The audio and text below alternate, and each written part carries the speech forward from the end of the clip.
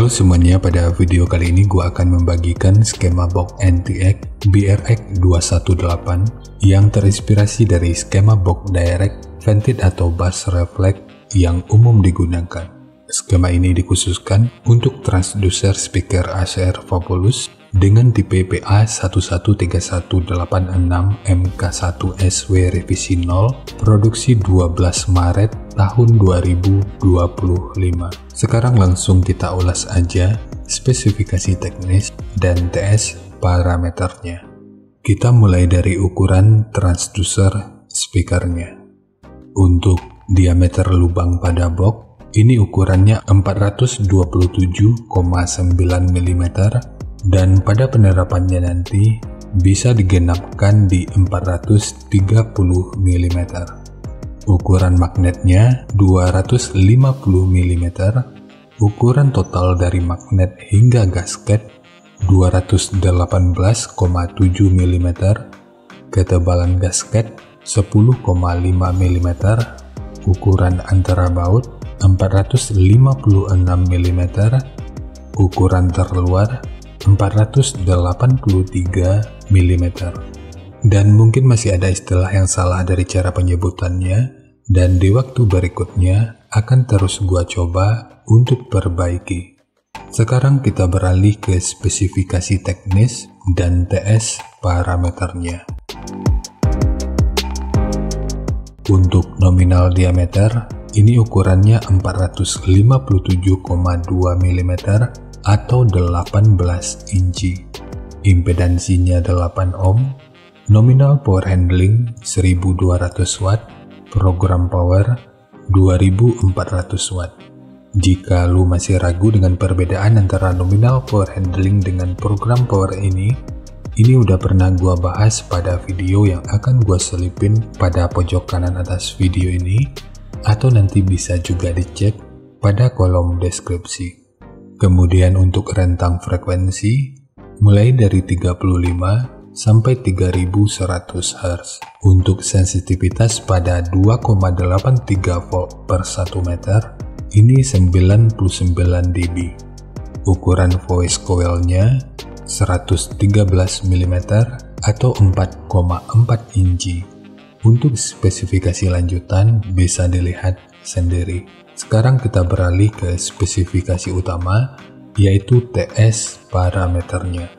Untuk Fs 34 Hz, DCR 5,2 ohm, KTS 0,42, CAS 0,44, GMS 10,08,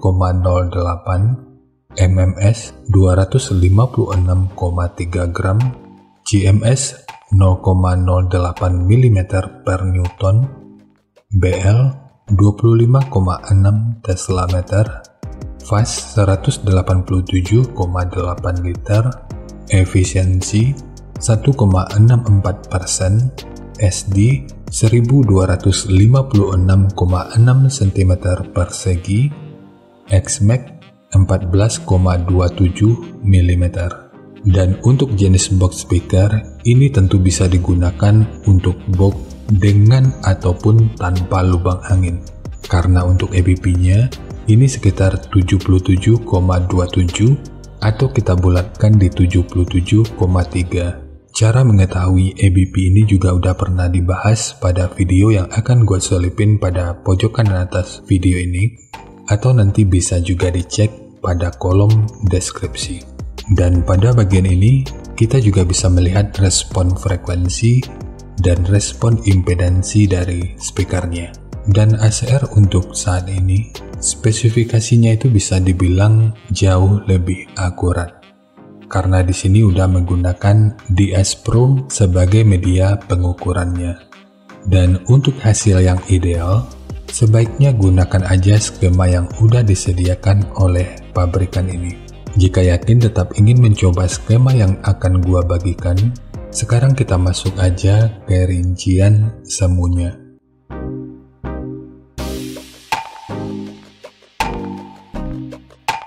Untuk rincian semu, poin yang gua gunakan di sini adalah 3800 watt pada minimum impedansi 3 ohm. rekomendasi titik potong bawahnya di 40 Hz dan atasnya boleh menyesuaikan. Ini sifatnya tentu nggak mengikat, jadi nanti bisa dicoba aja sesuai karakter yang diinginkan, dan untuk slope nanti juga boleh menyesuaikan. Kemudian untuk puncak SPL-nya, ini diperkirakan mencapai sekitar 136 desibel. Semua ini merupakan rincian semu, jadi bisa lebih baik atau bisa aja lebih buruk dari yang diperkirakan.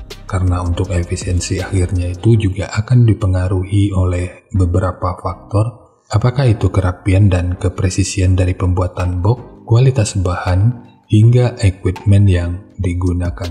Sebelum melanjutkan, harap baca deskripsi video karena ada beberapa informasi tambahan terkait bahasan yang ada pada video ini.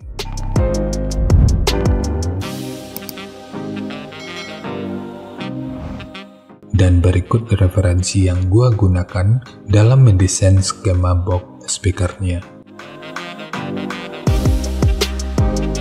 Jadi dari transfer function magnitude ini kita bisa melihat meskipun dipotong di 40 Hz, frekuensi 34 Hz ini udah bisa direspon pada minus 3 dB dan 37 Hz pada 0 dB. Kemudian untuk respon dari portnya, dengan daya 1900 watt, pergerakan udara pada port ini diperkirakan sekitar 15,8 meter per detik. Sementara untuk gain yang dihasilkan oleh port kurang lebih seperti ini. Jadi secara teori, di sini port akan membantu dalam merespon frekuensi hingga sekitar 29,5 Hz pada minus 3 dB. Acuan yang digunakan di sini tentu aja untuk setiap speakernya, dan output akhirnya nanti tentu akan berbeda.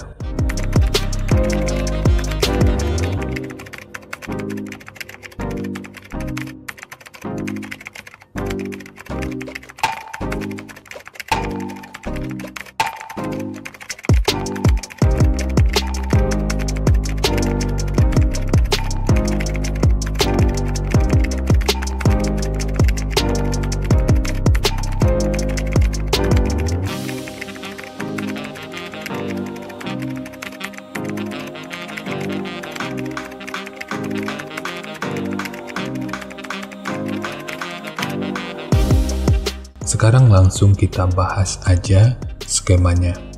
Untuk multiplex, ini menggunakan multiplex dengan ketebalan 18 mili.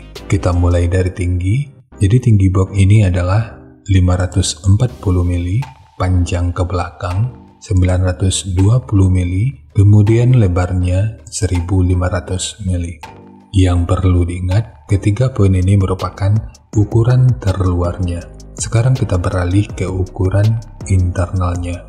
Untuk port, ukuran portnya adalah 200 mili. Sementara untuk sekat yang ini, yang kalau kita ukur dari sudut ini sampai ke sudut ini ukurannya 579 mili. Kalau ukuran total dari bibir depan, ini ukurannya adalah 580 mili. Ini karena ukurannya dikurangi 1 mili sebagai wadah dari dudukan RAM atau grill speakernya. Kemudian untuk triplek dari dudukan speaker ini menggunakan dua lapis, satu sebagai dudukan utama dari transdusernya dan satu lagi sebagai penguat dari dinding luarnya. Bagian dinding luar ini tentu juga sangat penting, jadi jangan di skip, sebab peranan dinding luar ini akan cukup berfungsi dalam memperkuat serta meredam hentakan dari output suaranya. Kemudian ukuran dari sudut ini sampai ke sudut ini ukurannya 39 mili. Ukuran dari sudut ini sampai ke sudut ini ukurannya 504 mili. Kemudian untuk ukuran dari tekukan ini ukurannya 212 mili dan ukurannya sama dengan tekukan yang ini. Lalu tekukan ini dengan ukuran 206 mili dan ukurannya sama dengan tekukan yang ini. Kemudian pada dinding belakang juga ditambahkan penguat berbentuk plus dengan ukuran 150 mili. Dan di sini ditambahkan segitiga yang bertujuan untuk meminimalisir kebocoran dan meningkatkan aerodinamika, sehingga proses resonansinya itu bisa berfungsi dengan lebih optimal. Sementara untuk handle, ini hanya untuk estetika dari penyajian videonya aja. Namun jika lu ingin menggunakan handle triplek seperti ini, akan lebih baik jika sudut luar dan dalamnya dibentuk seperti ini. Ini bertujuan untuk aerodinamika, jadi nanti tinggal lu custom aja sesuai kebutuhannya.